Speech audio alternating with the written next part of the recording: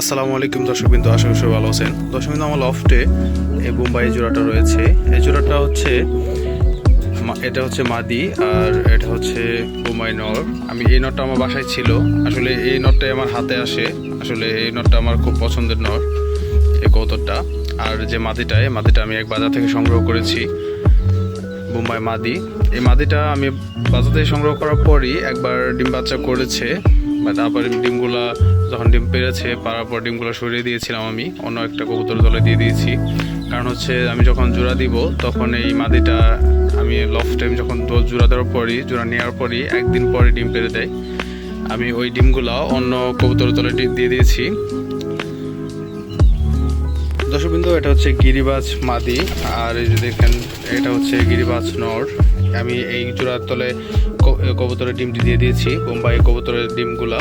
এই কবুতরটা ডিম পেরেছিল, ডিম দুইটা নষ্ট করেছে। আমি এই কারণে এই কবুতরের তলে ওই ডিমগুলো সরিয়ে তারপরে এই ডিমগুলো দিয়ে দিয়েছি। এই দেখেন, এই দুইটা ডিম দিয়ে দিয়েছি।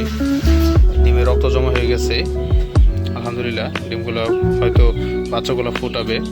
তো দেখা যাক, যেহেতু মাদি বাজার থেকে সংগ্রহ করেছি, তো আমি জানি না যে মাদিটা আসলে কোন কবুতরের সাথে জোড়া ছিল। যদি মুম্বাইয়ের সাথে জোড়া থাকে তাহলে তো মুম্বাই বাচ্চায় আসবে, আর যদি অন্য কোনো কবুতরের সাথে জোড়া থাকে তাহলে অন্যরকম বাচ্চা আসবে। সেটা দেখা যাক যে বাচ্চাগুলো কেমন আসে। যদি বাচ্চাটা আসে তাহলে আমি একটা ভিডিও পোস্ট করব, যে আপনাদেরকে দেখাবো যে আসলে এই কবুতর থেকে কেমন বাচ্চা আসছে।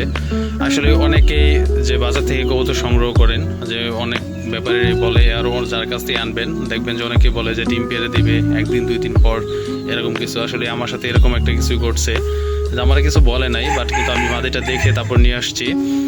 মাদিটা আনার পরই আমার একদিন পরই মাদিটা ডিম পেরে দিয়েছিল। আর ডিম পাড়ার পর এই মাদিটা এই ডিমের হাড়িতে বসে নেই, কারণ হচ্ছে যেদিন জোড়া দিয়েছি তারপরের দিনই ডিম পেরে দিয়েছে। এই কারণে এই মাদি আর নটটা তেমনভাবে জোড়াই নিতে পারে নাই, আর জোড়া না দিলে তো কখনোই ডিমের মধ্যে বসবে না।